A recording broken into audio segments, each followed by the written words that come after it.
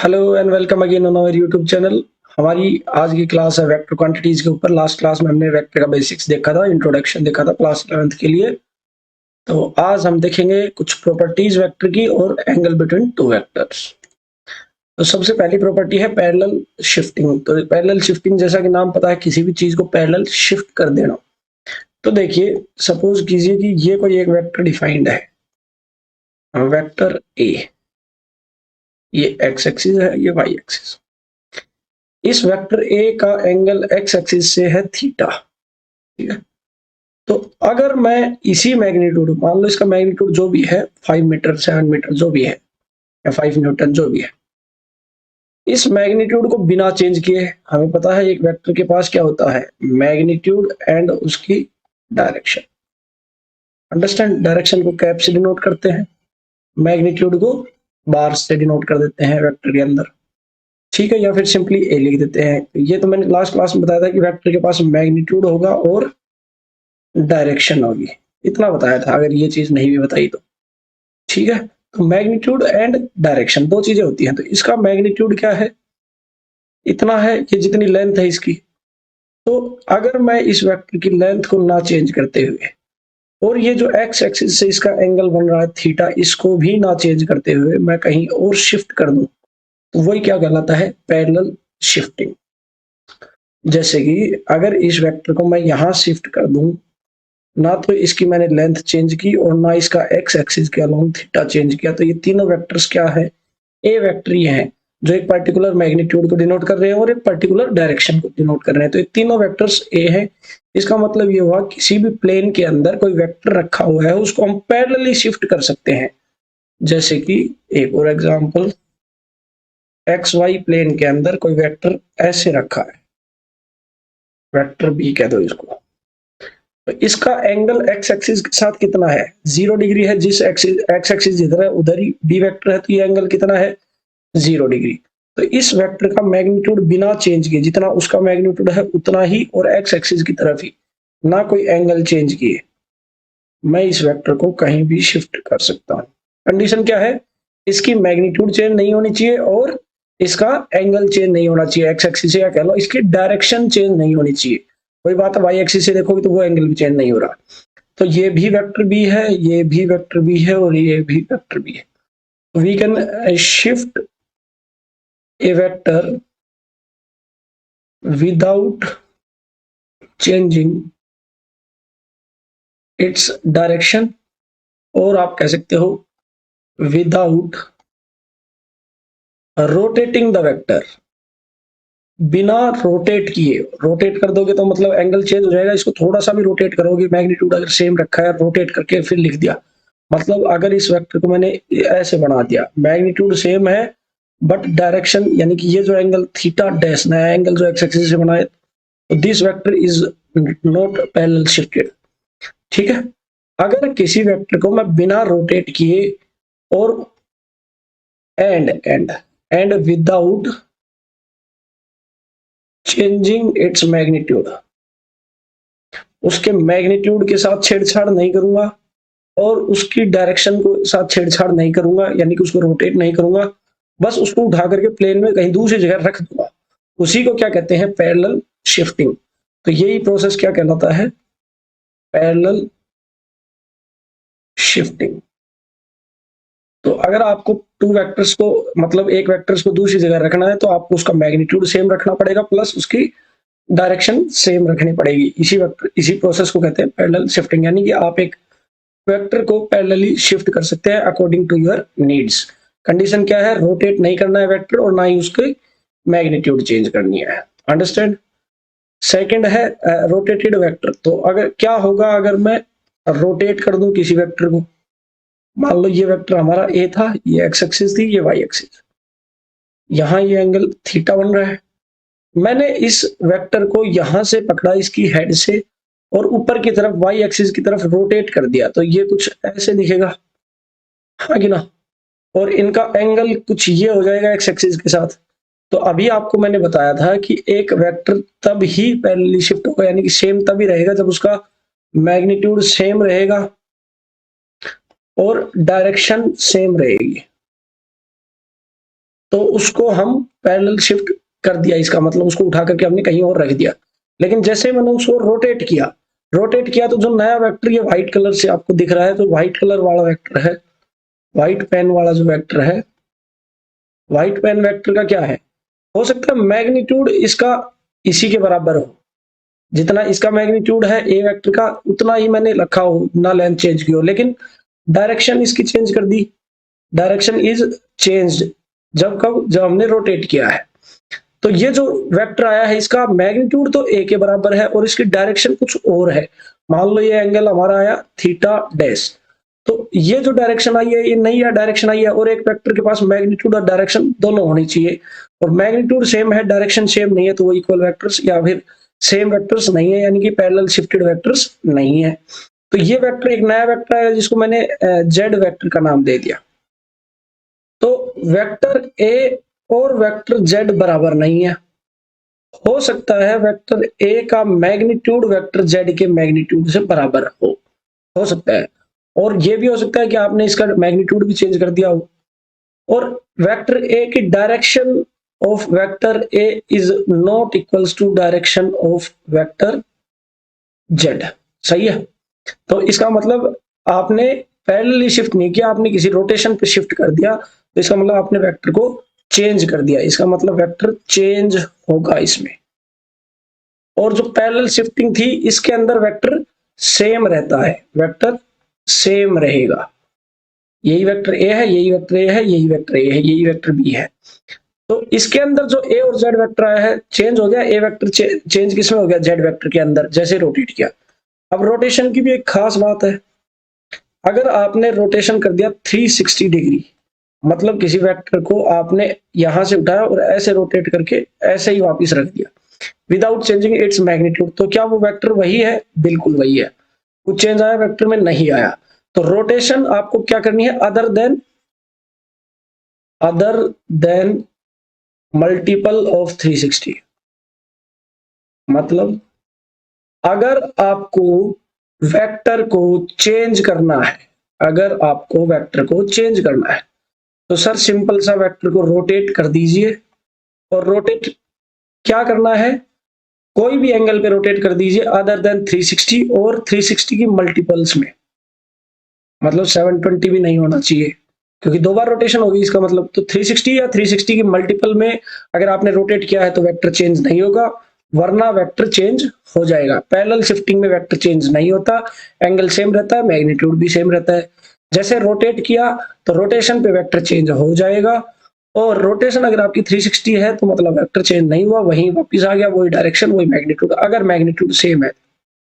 इन दोनों केस में अगर आप मैग्नीट्यूड सेम रख रहे हो, सिर्फ डायरेक्शन से चेंज करना चाह रहे हो तो, और अगर मैग्नीट्यूड ही चेंज कर दिया तो फिर वो मतलब नहीं है कि भाई आपने किधर रोटेट किया है किधर नहीं। तो अगर आपको वेक्टर को चेंज करना है तो आप रोटेट कर देंगे,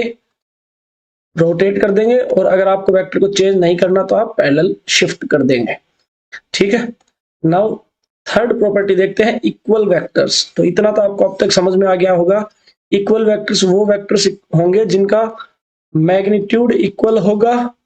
जैसे वेक्टर ए के पास मैग्नीट्यूड है ए और इसके पास डायरेक्शन है मान लो ईस्ट, क्या है, ईस्ट, तो वेक्टर बी का मैग्नीट्यूड है बी और डायरेक्शन है ईस्ट, मतलब ये दोनों वेक्टर्स तभी बराबर होंगे जब magnitude of vector A equals to magnitude of vector B and direction of vector A is equals to direction of vector B.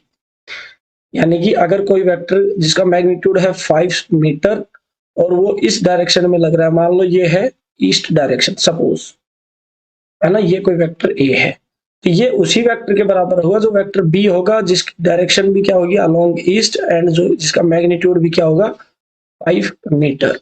तो दो वेक्टर्स को इक्वल होने के लिए उनका मैग्नीट्यूड इक्वल होना चाहिए और उनकी डायरेक्शन भी इक्वल होनी चाहिए, क्योंकि वेक्टर के पास दो ही तो चीजें होती हैं, एक मैग्नीट्यूड एंड एक डायरेक्शन, और ये दोनों ही अगर इक्वल हुई तो वेक्टर्स इक्वल हैं। Just in case parallel shifting आप कह सकते हो। इन इक्वलिटी ऑफ वेक्टर्स ये डिफाइंड नहीं है, नॉट डिफाइंड। क्यों? क्योंकि आप डायरेक्शन को कंपेयर कभी नहीं कर सकते।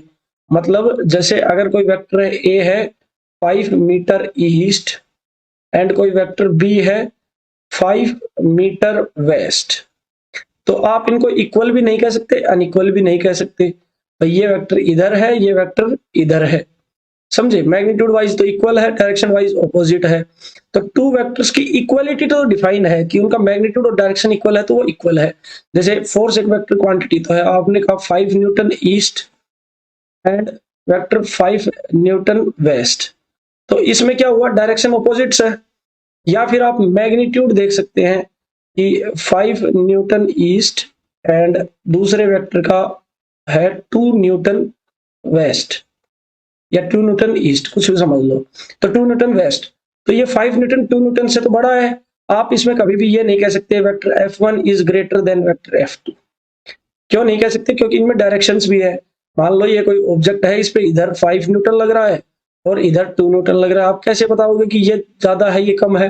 हाँ, आप इनके मैग्नीट्यूड्स को कंपेयर कर सकते हो, आप इनइक्वालिटी बता सकते हो। मैग्नीट्यूड कहीं पे ऐसा अगर लिखा है, इसका मतलब उन्होंने मैग्नीट्यूड को कंपेयर किया है। किसको कंपेयर किया है, मैग्नीट्यूड को, ना कि कंप्लीट वेक्टर को, सिर्फ मैग्नीट्यूड। क्योंकि डायरेक्शन तो कभी भी कंपेयर नहीं हो सकती। ईस्ट बड़ी है या वेस्ट बड़ी है, कैसे बताओगे आप, या नॉर्थ बड़ी है या साउथ बड़ी है, नॉर्थ ईस्ट बड़ी है, कौन सी बड़ी है।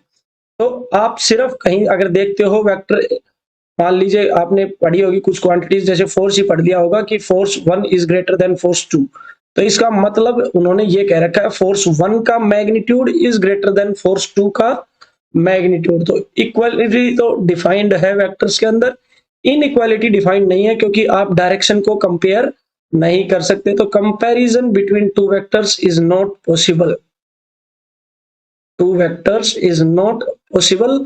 हाँ, comparison between their magnitude is possible, उनके मैग्नीट्यूड के बीच में आप कंपैरिजन कर सकते हो दो वेक्टर्स के।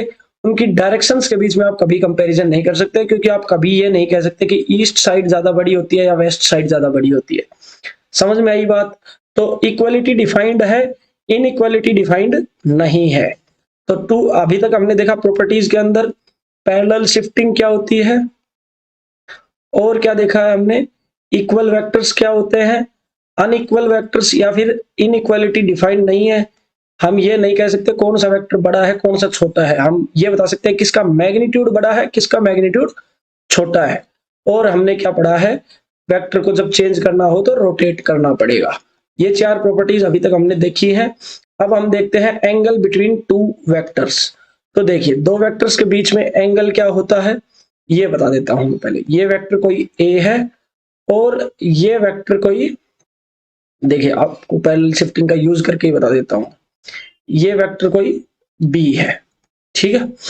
तो अभी अभी हमने पैरेलल शिफ्टिंग सीखी है कि इसका मैग्नीट्यूड चेंज किए बिना और इसकी डायरेक्शन चेंज किए बिना। तो पहले तो ये समझिए, ये एंगल थीटा होगा इसका, तो इसको उठा करके एक्स एक्सिस से इसका एंगल थीटा होगा, इसको उठा करके एज इट इज मैं यहां शिफ्ट कर सकता हूं वेक्टर बी। कैसे कर दिया सर, मैंने ना तो इसकी डायरेक्शन बदली ना इसका मैग्नीट्यूड बदला। तो ये जो एंगल एक्स नाम दे दीजिए चलो इसको, ये जो एक्स एक्सिस से एंगल एक्स नाम था, ये एंगल मैंने यहाँ पे एक्स ही रखा है एक्स एक्सिस से, यानी कि अगर आप यहां से देखेंगे तो ये एंगल कितना है एक्स, ठीक है। तो अब देखिए, देखने वाली बात यह है कि अब ये दोनों वेक्टर्स ऐसे दिख रहे हैं आपको, vector A and vector B. तो दो वेक्टर्स की ये टेल है, ये हेड है, ये टेल है और ये हेड है। तो दो वेक्टर्स की टेल्स के बीच में बनने वाला एंगल ही क्या होता है, एंगल बिटवीन टू वेक्टर्स, ठीक है। यहां हम एंगल देख रहे थे एक्स एक्सिस से, यहां हमने एंगल देखा है एक्स एक्सिस से। इसको शिफ्ट किया तब भी हमने ध्यान रखा कि एक्स एक्सिस से वेक्टर बी का एंगल ना बदले और इसका मैग्नीट्यूड ना बदले। फिर जोड़ने के बाद जो टेल्स के बीच में, ए और बी वेक्टर की टेल्स के बीच में जो एंगल बना है उसी को कहते हैं एंगल बिटवीन टू वेक्टर्स। इसको अगर आप थीटा से डिनोट कर दोगे तो theta is angle between two vectors A and B. ध्यान रखने वाली बात क्या है, दोनों की टेल्स के बीच में जो एंगल बन रहा है वही क्या होता है, angle between two vectors. Two vectors की टेल्स की जहां पे जुड़ रही हैं वहां पे जो एंगल बन रहा है वही क्या होता है, एंगल बिटवीन टू वेक्टर्स। जैसे एक कोई क्वेश्चन मैं आपको दूं कि ये कोई वेक्टर है और ये कोई वेक्टर बी है, वेक्टर ए है और वेक्टर बी है। यहाँ पे जो एंगल है ये है, आप कह लीजिए 120 डिग्री। कितना है, 120 डिग्री। मैंने कहा find angle between two vectors, angle between two vectors, तो ऐसे 120 नहीं बोल देना है। ध्यान देने वाली बात यह है कि इसका हेड है और इस वेक्टर बी की टेल है, ये वाला एंगल हमें 120 गिवन है। हमें कौन सा एंगल बताना है, दोनों की टेल जहां पे जुड़ी हो। तो अभी हमने पढ़ा है वेक्टर्स को पैरेलली शिफ्ट कर सकते हैं, तो इस वेक्टर ए को आप पैरेलली यहां शिफ्ट कर सकते हो, इसका मैग्नीट्यूड भी चेंज नहीं करना और इसकी डायरेक्शन भी। इसका एंगल एक्स एक्सिस के अलोंग कितना था, पहले 0 था, यहाँ पे भी 0 है, मैग्नीट्यूड भी मैंने सेम रखा है। तो यानी कि ये जो एंगल होगा, ये एंगल जो थीटा को मैंने नाम दे दिया, ये एंगल थीटा ही क्या है, angle a between vector A and vector B. तो ये एंगल थीटा क्या होगा, ये कंप्लीट एक स्ट्रेट लाइन बनती है, 180 डिग्री होना चाहिए। तो theta will be 180 minus 120 degree, यही होगा। कंप्लीट 180 है, उसमें से 120 माइनस होगा तभी तो थीटा आएगा, दैट इज 60 डिग्री। तो एंगल बिटवीन टू वेक्टर्स कितना है, 60। 180 टू 120 तो हमें कंफ्यूज करने के लिए गिवन था। अंडरस्टैंड। तो आपको जब भी एंगल निकालना है, आप दोनों की टेल्स के बीच में एंगल निकालेंगे हमेशा। अंडरस्टैंड। तो ये कुछ प्रॉपर्टीज थी। आप इसको भी शिफ्ट कर सकते हो, वेक्टर बी को, इसको इधर शिफ्ट करोगे तो ये क्या बनेगा, देखो वेक्टर बी को हमने शिफ्ट कर दिया इधर, बिना इसका मैग्नीट्यूड चेंज किए, बिना इसकी डायरेक्शन। तो ये दो पैरेलल लाइंस है और उसके बीच में ये इंटरसेक्टिंग लाइन है, तो ये एंगल कितना होना चाहिए, सम ऑफ सप्लीमेंट्री एंगल्स कितना होता है 180 डिग्री, तो ये एंगल कितना होगा 60 डिग्री। सही है। चाहे आप वेक्टर बी को शिफ्ट कर लीजिए, चाहे आप वेक्टर ए को शिफ्ट कर लीजिए। पैरेलल शिफ्ट का मतलब वेक्टर्स की डायरेक्शन चेंज नहीं करनी है और उनका मैग्नीट्यूड चेंज नहीं करना है।